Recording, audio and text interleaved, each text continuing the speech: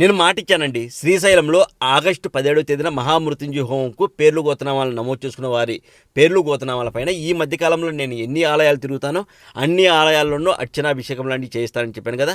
అందులో మొదటి ఆలయము వచ్చేసి కపోతేశ్వర ఆలయం అండి. ఆంధ్రప్రదేశ్ రాష్ట్రం పల్నాడు జిల్లాలో ఉన్నటువంటి కపోతేశ్వర ఆలయం. ఈ ఆలయం విశిష్టత ఏంటంటే శిబి చక్రవర్తి తన శరీరాన్ని శివలింగంగా మార్చారండి. ఈ ఆలయంలో పూజలు చేసిన, ఈ ఆలయంలో గోత్రనామాలు చదివిన ఎవరి పేరు పైన అయితే ఇక్కడ అర్చన జరుగుతుందో వాళ్ళ కష్టాలు తీరిపోయి మంచి జీవితాన్ని అయితే ఆ పరమేశ్వరుడు ప్రసాదిస్తాడని నమ్మకం. అంతేకాదండి, శిబి చక్రవర్తి శరీరమే ఇది అని చెప్తారు. పౌరం కోసము తన శరీరాన్ని కట్ చేసి ఇచ్చారు కదా, ఆ సంఘటన జరిగింది ఈ ఆలయంలోనే. ఇంకా ఈ ఆలయానికి సంబంధించినటువంటి స్థల పురాణం చరిత్ర విషయానికి వస్తే అద్భుతాలు ఏంటంటే, మునులు, ఋషులు, యోగులు వీళ్ళంతా కూడా ఈ ఆలయంలో రాత్రి సమయంలో ధ్యానం చేస్తూ ఉంటారు, పూజలు చేస్తూ ఉంటారు. చాలామంది భక్తులు ఈ ఆలయంలో రాత్రి సమయంలో నిద్ర చేస్తూ ఉంటారండి. ఇంకా ఈ ఆలయంకు చాలా పెద్ద చరిత్ర ఉంది. ఇక్కడ మీ పేర్లు గోత్రనామాల పైన అర్చన జరిగింది, మీరు చూసుకోవచ్చు. అలాగే మీ చుట్టుపక్కల ఉన్న వాళ్ళకు, మీ బంధువులకు, వాళ్ళకు కూడా చెప్పండి. కేవలం ఒక్క మహామృత్యుంజయ హోమం మాత్రమే కాదు, ఈ మధ్యకాలంలో ఈ హోమానికి ముందు నేను ఎన్ని ఆలయాలు తిరిగితే అన్ని ఆలయాల్లోనూ మీ పేర్లు గోత్రనామాలు చదివించి అర్చన లాంటివి చేయిస్తానండి. మీరు ఇచ్చినటువంటి కొంత డబ్బులోనే, కేవలం 1120 రూపాయలు కదా, అందులో నుంచి కొంత డబ్బును నేను వారికి అక్కడ ఉన్నటువంటి అర్చకులకు సంభావన రూపంలో ఇవ్వడం అయితే జరుగుతుంది. ఆ పుణ్య ఫలితం కూడా మీకే వస్తుందండి. సరేనా? కొంచెం కష్టపడుతున్నాను, మీరు కూడా నాకు సపోర్ట్ చేసి ఏదైతే ఉందో ఆ పరమేశ్వరుడి అనుగ్రహం మీరు పొందండి, నాకు కల్పించండి. నేనేదో డబ్బు కోసం కాదండి, ఎప్పుడో తెలిసి తెలియక చేసిన కర్మలు ఉంటాయి, గత జన్మలో చేసుకున్న కర్మలు ఉంటాయి, ఈ జన్మలో తెలిసి తప్పక చేస్తున్నటువంటి కర్మలు కూడా ఉంటాయి. అవన్నిటిని కూడా క్షమించి ఆ పరమేశ్వరుడు, ఆ శివయ్యలో, ఆ పరమేశ్వరుల్లో ఐక్యం చేసుకోవాలని ఆశతోనే నేనైతే ఇదే సంకల్పం తీసుకున్నాను. దయచేసి ఆలోచించి మంచి నిర్ణయం తీసుకోండి. త్వరగా నమోదు చేసుకోండి, మంచి అవకాశం, ఎవరు మిస్ చేసుకోకండి. ఈ మధ్యకాలంలో నేను 30 తిరుగుతాను, 40 ఆలయాలు తిరుగుతాను, నాకు తెలియదు. కానీ తిరిగిన ప్రతి ఆలయంలోనూ మీ పేర్లు గోత్రనామాలపైన అర్చన అభిషేకం లాంటివి చేయించడానికి మాత్రం ట్రై చేస్తాను. ఓకేనా? అవకాశం ఉన్న ప్రతి చోట చేయిస్తానండి. ఓం నమః శివాయ. ఇప్పుడు చూడండి, కపోతేశ్వర ఆలయంలో మీ పేరు గోత్రనామాలలో చదివేది ఇదంతా కూడా మీరు చూసుకోండి. ఇప్పటి వరకు నమోదు చేసుకున్న వాళ్ళకు, నమోదు చేసుకున్న వాళ్ళు ఎవరైనా ఉంటే త్వరగా నమోదు చేసుకోండి. ఓం నమః శివాయ.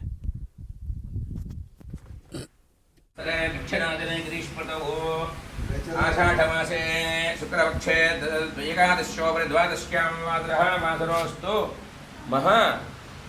ఏంటది మహామృత్యుంజయ హోమ సమస్త భక్తజనానాం సర్వజనానాం యజమానస్య రేచర్లగోత్రోద్భవః సత్యసాయీబాబనామధేయః గుణకర సాయి కృష్ణనామధేయః తులసీనామధేయః లీలాపద్మావతీనామధేయః సహ కుటుంబానాం యజమానస్య నాభిళ్ళగోత్రోద్భవః పూర్ణసుధాకర్నామధేయః లక్ష్మీమానసనామధేయః యువాన్ కార్తికేయనామధేయః సహ కుటుంబానాం యజమానస్య ద్వారకృషిగోత్రోద్భవః ఆంజనేయునామధేయః కృష్ణకుమారీనామధేయః శివానీనామధేయః విశాల్నామధేయః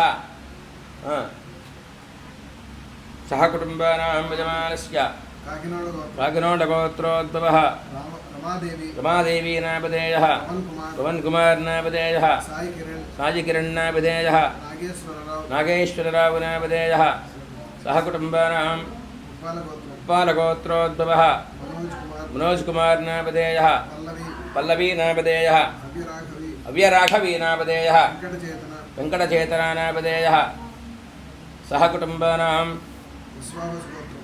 విశ్వావసుగోత్రోద్భవః సత్యదేవునామధేయః ఈశాప్రియాంకనామధేయః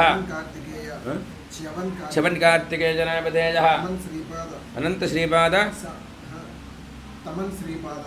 తమన్ శ్రీపాదానామధేయః సహ కుటుంబానాం యజమానస్య గంగాధరగోత్రోద్భవః మహేశ్వరీనామధేయః భాస్కర్నామధేయః రాజేశ్వర్నామధేయః మల్లికార్జుననామధేయః సహ కుటుంబానాం యజమానస్య విక్రమహర్షిగోత్రోద్భవః లక్ష్మీదేవి లక్ష్మీదేవీనామధేయः ఆదినారాయణ ఆదినారాయణనామధేయः శివకాంత శివకాంతనామధేయः పునీత్ పునీతరాజకుమారనామధేయः సహకుటుంబానాం యజమానస్య సనాతనగోత్రోద్భవः సంధ్యారాణీనామధేయः మౌలికరాణీనామధేయः కవితేజనామధేయः రేఖానామధేయः సహకుటుంబానాం యజమానస్య విప్పర్లగోత్రోద్భవः రామరాజునామధేయः పుష్పజానామధేయः సాయికావేరీనామధేయः విశాల్నామధేయः సహకుటుంబానాం యజమానస్య దండకులగోత్రోద్భవः గంగాధర్నామధేయः సునీతనామధేయः విఘ్నేష్నామధేయः ప్రణతీనామధేయः సహకుటుంబానాం యజమానస్య ముల్లిట్లగోత్రోద్భవः వెంకటేశ్వరరావునామధేయः సుజాతనామధేయः హరీష్నామధేయः నిరుపమనామధేయः జగదీష్నామధేయः పేజినామధేయः సహకుటుంబానాం యజమానస్య వల్లభలగోత్రోద్భవः నరసింహారావునామధేయः విజయలక్ష్మీనామధేయः మనోజ్కుమార్నామధేయः దిలీప్ కుమార్నామధేయः సహకుటుంబానాం విప్పట్లగోత్రోద్భవः సీతాకుమారీనామధేయः మణికుమార్నామధేయः మణికిరణ్నామధేయः భరత్కుమార్నామధేయः సహకుటుంబానాం శ్రీవత్సగోత్రోద్భవः మురళీమోహన్నామధేయः ఇందిరానామధేయः ఫణితేజనామధేయः ప్రవీణానామధేయः సమన్వినామధేయः శ్రేయాన్వీనామధేయः సహకుటుంబానాం యజమానస్య కౌండిన్యగోత్రోద్భవः కాశీవిశ్వనాథన్నామధేయः కల్పనానామధేయः ఉషారాణీనామధేయः సాయిశరణ్యనామధేయः తరుణ్ సాయితేజనామధేయः చుక్కయ్యనామధేయः నాగశేషంబనామధేయः సాయికిరణ్నామధేయः సాయి కిరాణా జనరల్ మత్స్య సంస్థాయాం యజమానస్య కహ కుటుంబానాం పసిమి పుట్టాలమ్మగోత్రోద్భవः హరికృష్ణనామధేయः విజయలక్ష్మీనామధేయः శ్రీతేజానామధేయः శ్రీలేఖనామధేయः సహకుటుంబానాం పాలపల్లిగోత్రోద్భవः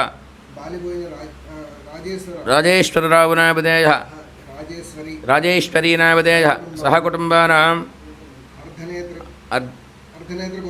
అర్ధనేత్రగోత్రోద్భవः విజయలక్ష్మీనామధేయः మునిరాజునామధేయः మునిచంద్రనామధేయः సహకుటుంబానాం యజమానస్య పాలపెళ్ళిగోత్రోద్భవः శ్రీరమాకాంతనామధేయः సహకుటుంబానాం ఆరేపల్లిగోత్రోద్భవः లక్ష్మణప్రసాదనామధేయः వాణీప్రసాదనామధేయः ఆదిత్యతేజనామధేయः అనూషానామధేయः సహకుటుంబానాం శివగోత్రోద్భవः సోమేశ్వర ఉదయక్రాంతనామధేయः చరిత్యలహరీనామధేయः మల్లేశ్వరీనామధేయः గురబంబనామధేయः వెంకటేశ్వర్లునామధేయः శివకుమార్నామధేయः సహకుటుంబానాం పాలకాజగోత్రోద్భవः శ్రీకృష్ణప్రసాదనామధేయः కళావతినామధేయः శ్రీహరిప్రసాదనామధేయः లక్ష్మీప్రసాదనామధేయः సహకుటుంబానాం గుదిమండలగోత్రోద్భవः రాజేంద్రనామధేయः స్వప్నకుమారీనామధేయः షణ్ముఖేశ్వరనామధేయः అన్నపూర్ణనామధేయः సహకుటుంబానాం మారుట్లగోత్రోద్భవः రాధాకృష్ణమూర్తినామధేయः సీతాకుమారీనామధేయः శివనాగకుమార్నామధేయः యువరాణీనామధేయः హిమాంశునామధేయः సహకుటుంబానాం కాగితాలగోత్రోద్భవः వెంకటేశ్వరరావునామధేయः రమాదేవీనామధేయः సహకుటుంబానాం తాటిపాలగోత్రోద్భవः విజయలక్ష్మీనామధేయः కార్తీక్నామధేయः మహాలక్ష్మీనామధేయः రియాంశనామధేయः సహకుటుంబానాం కంచర్లగోత్రోద్భవः అనిల్కుమార్నామధేయः నాగజ్యోతినామధేయः చౌదరీనామధేయः ఉమేశ్చంద్రనామధేయः సహకుటుంబానాం భారద్వాజగోత్రోద్భవः నిర్మలప్రసాదనామధేయः ప్రశాంత్ నిర్మలా నిర్మలా ప్రశాంత్ నిర్మలా ప్రశాంత్ నిర్మలా నిరాం సర్వదా సంకల్ప సిద్ధిద్వారా గంగా భ్రమరాంబ పార్వతీ సమేత కపమోదేశ్వర పరిపూర్ణ అనుగ్రహ సిద్ధిద్వారా సర్వదా సంకల్ప సిద్ధ్యర్థం పూజాంచ కరిష్యే. శ్రీ గంగా భ్రమరాంబ పార్వతీ సహిత కపోదేశ్వర స్వామివారి దేవస్థానం, నగరికల్లు మండలం, పల్నాడు జిల్లా, చేజర్ల గ్రామం. శివచక్రవర్తినే స్వామివారు, శివచక్రవర్తి, జీమూతవాహనుడు, మేఘలాంబరుడు అని చెప్పి ముగ్గురు అన్నదమ్ములు వీరు. శివచక్రవర్తి అనే రాజుగారు ఈయన.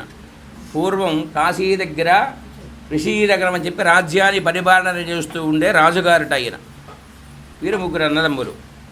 వీరు ముగ్గురు కూడా అక్కడ రాజ్యాన్ని పరిపాలిస్తూ ఉండగా ఈ చిన్నవాడిద్దరూ కూడా దేశాటన చేయాలని చెప్పి సంకల్పించుకుంటారట. మొదట జీమూతవాహనుడు, మేఘలాంబరుడు అనే ఇద్దరు అన్నదమ్ములు ఇద్దరు కూడా వాడు ప్రపంచయాత్ర చేస్తూ చేస్తూ చేస్తూ చేస్తూ ఈ ప్రదేశానికి వస్తారట. మొదట ఇవన్నీ కూడా అడవి ప్రదేశాలు మొత్తం కూడా. పూర్వం ఇవన్నీ తపస్సు చేస్తూ ఉన్నారట మునీశ్వరులంతా కూడా. ఈ ప్రాంతం అంతా శ్రీ యొక్క వాతావరణాన్ని చేసి వీరికి కూడా తపస్సు చేయాలని కోరిక కలిగి అందరూ గురువుగారిని ఆశ్రయించి మంత్రోపదేశం చేసుకొని తపస్సు చేసుకుంటూ ఇక్కడే ఉండిపోతారు.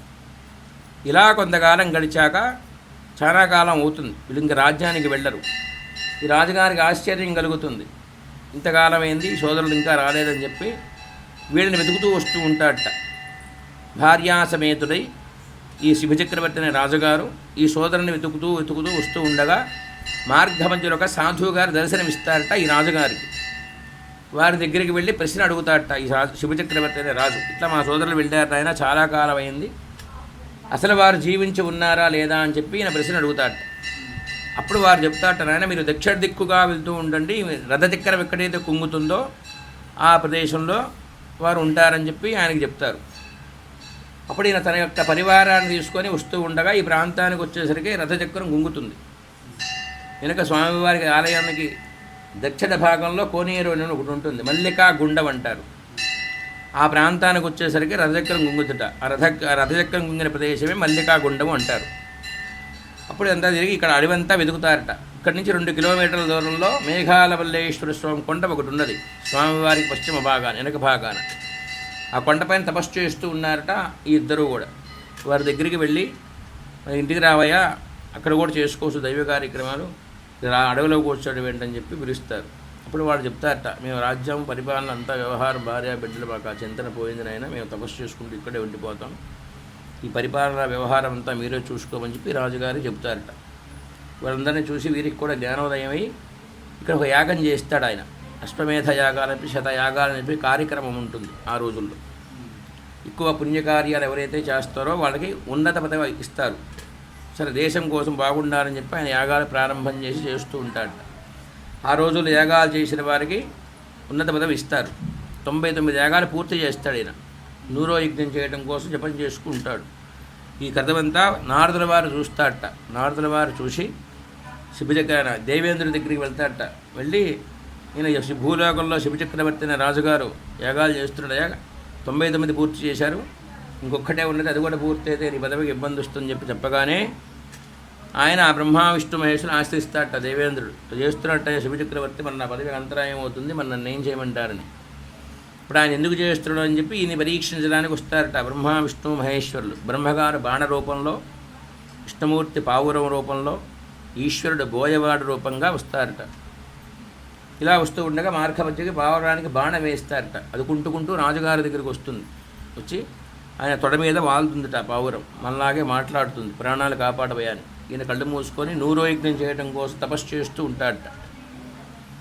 పావురం బాగా తొడకి బరువు ఎక్కిస్తుందట. ఈ పావురం బాగా కాలంత బరువుగా ఉందని ఆశ్చర్యంగా చూస్తాడు. పావురం మాట్లాడుతుంది, నాయన నా ప్రాణాలు కాపాడబోయా, ఆడెవడన్నా చంపేస్తున్నాడని. ఈయన మాట ఇస్తాడట, ప్రాణం కాపాడుతానమ్మా అని చెప్పి. అప్పుడు ఆ బోయేవాడు వస్తాడట. ఆ పక్షిని కొట్టుకున్న ఆయన చాలా దూరం తరుగుకుంటూ వస్తున్నాను, అది మిమ్మల్ని ఆశ్రయించింది, ఆ పావురాన్ని నాకు ఇవ్వమని చెప్పి బోయేవాడు అడుగుతాడు.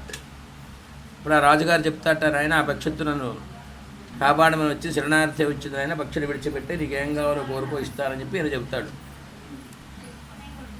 ఇలా చెప్పగానే ఆయన చెప్తాడట ఆ బోయేవాడు, మాకు కొన్ని ధర్మాలు ఉన్నాయి నాయన, మేము పొద్దుటే లేచి నిద్ర లేవగానే దేన్నైతే చూస్తామో ఆ రోజు అదే మాకు భోజనం, ఇంక వేరే కొట్టుకోవడానికి మాకు అధికారం లేదు, ధర్మం కాదు. మేము అది చూసాం కాబట్టి దాన్నే కొట్టుకుంటేనే మా భార్య బిడ్డకి భోజనం. అది చిన్నదైనా పెద్దదైనా అది ధర్మం, కోయ ధర్మం. అది సరికి ఆశ్చర్యం కలుగుతుంది. నీ కోయ ధర్మాలు నువ్వు చెప్పావురా బాబు, నేను రాజుని, నాకు ధర్మాలు ఉంటాయి, అది కాపాడమని వచ్చింది, దానికి మాట ఇస్తున్నాను. ఆ పక్షిగా ఎవరు పక్షిగా ఎదుగోరుకో ఇస్తానని చెప్తా. నాకేం అక్కర్లేదు నాయన, నాకు మాంసమే కావాలంటాడు. అప్పుడు ఈయన ఏదైనా సరే బ్రహ్మ విష్ణు పరీక్ష ఈయన తన శరీర త్యాగం చేయటం కోసం బాగా ప్రేరేపణ చేస్తారు. ఇప్పుడు పక్షిత మాంసం ఇస్తాను ఆయన అనిపిస్తారు. చివరికి ఒక త్రాచు తెప్పించి ఒక పళ్ళెల్లో పావురాన్ని, ఒక పళ్ళెల్లో మాంసం పెడతారట. తన భాగమంతా కోసి పెడతారు. ఎంత పెట్టినా కూడా పక్షి తూగదు. ఈయనకు ఆశ్చర్యం కలుగుతుంది, ఇంత పక్షి ఎంత పెట్టినా తూగలేదని చెప్పి తన సైన్యంలో కానీ పిలిచి కాళ్ళు చేతులు శిరస్సు ఖండించి పెట్టమంటాడట. అలా చేయగానే ముగ్గురు ప్రత్యక్షమవుతారు, బ్రహ్మ విష్ణు మహేశ్వరుడు. బ్రహ్మగారు బాణ రూపంలో వస్తారు కదా, ముగ్గురు ప్రత్యక్షమై ఈయనకి శరీర త్యాగం చేశారు కదా, మొత్తం నీకు ఇస్తాను నాయన, నీ శరీరాన్ని నీకు ఇచ్చేస్తాను, తీసుకో, ఏ వరంగా ఎవరో కోరుకోమని చెప్పి ఈయన అడుగుతారు. నాయన నీ క్షత్రియ వంశానికి చెందిన వాడిని ఇచ్చింది తీసుకుంటే నా ధర్మం పోతుంది, దాని ధర్మం పోతుంది నాయన, కాబట్టి శరీరాన్ని మీలో ఐక్ష్యం చేసుకుని మోక్ష మార్గాన్ని ఇవ్వమని చెప్పి ఈయన కోరుకుంటాడు. అప్పుడు ఆ యొక్క భాగాన్ని శివుడు ఐక్ష్యం చేసుకుని ఈయనకి పావురం వల్ల మోక్షం వస్తుంది కాబట్టి కపోతేశ్వర స్వామి అంటారు. శుభచక్రవర్తి భాగమే ఇక్కడ స్వామివారు. స్వామివారంతా కూడా గుంటలుగా ఉంటారు. వారికి పై శిరస్సు ఉండదు, వక్షస్థలానికే పూజ చేస్తాం. ఆ ఎర్రగానున్నది వర్తిస్తారు. పైన రంధ్రాలు ఉంటాయి స్వామివారికి. కుడివైపు రంధ్రంలో నీళ్లు పోస్తాం, ఇవాళ పోస్తాం, రేపు ఉదయం తీస్తాం, మర్నాడు వాసన వస్తూ ఉంటాయి. ఎడం వైపు అంతర్వాహిని, ఎన్ని పోసినా పోతూ ఉంటాయి. అది ఆ నీళ్ళని ఆ భాగాన్ని బట్టి శివచక్రవర్తి భాగం అని పురావస్తు శాఖ వారు నిర్ధారణ చేశారు. ఇదంతా సెంట్రల్ గవర్నమెంట్ వాళ్ళ అధీనంలో ఉంటుంది దేవాలయం. అలానే ఈ రాజుగారి యొక్క పరివారం 1,000 సైన్యం వస్తారు పూర్వం ఈ రాజుగారి వెంబడి. వీరు వెంబడి వచ్చిన వారి మొత్తానికి కూడా ఈయన మోక్ష మార్గాన్ని కోరుకుంటారు. మొత్తం ఈ గ్రామం 4 పుడమేల లోపల 1,000 లింగం ఉంటుంది ఈ చేజర్ల గ్రామంలో. ఈ శివచక్రవర్తి కథ అంతా కూడా కృతయుగంలో జరిగిన కథ. ఇది కృతయుగం నాటి వాడు శివచక్రవర్తి, అప్పుడు జరిగిన కథ ఇది. ఇది 3వ శతాబ్దంలో తవ్వకాలు జరుపుతుండగా బయటపడ్డ వీటి ఆధారాలు స్వామివారు. గోపురం గజపుష్టాకారంగా ఉంటుంది కట్టడం. వెనక్కి వెళ్ళి చూస్తే వెనుక పడుకుంటే వెనక భాగం ఎలా ఉంటుందో అలా ఉంటుంది. ఈ కట్టడాన్ని బట్టి పూర్వం తవ్వకాల్లో బయటపడ్డ ఆధారాలను బట్టి 3వ శతాబ్దం అని నిర్ధారణ చేశారు పురావస్తు శాఖ వారు. అప్పుడు బయటపడ్డారట స్వామివారు. ఈశ్వరుడు ఈక్షమైన తర్వాత గంగా పార్వతి అని చెప్పి అమ్మవారి ప్రతిష్ఠ చేశారు. అది అశుభచక్రవర్తి భాగమే స్వామి. అలానే అప్పుడు తపస్సు చేసుకున్న సిద్ధులు సంచారం చేస్తూ ఉంటారు ఈ ఆలయంలో. ముందు ఇష్టకామ్యార్థం నిద్ర చేస్తూ ఉంటారు దేవాలయంలో ఎక్కువగా. ఒక రాత్రి నిద్ర చేస్తే న్యాయసమ్మతమైంది ఏదైనా జరుగుతుంది. ఎక్కువగా నిద్ర చేసేవాళ్ళు వస్తుంటారు. అది శుభచక్రవర్తి భాగమే స్వామి. అదే ఇక్కడ విశేషం. హరి ఓం తత్సత్.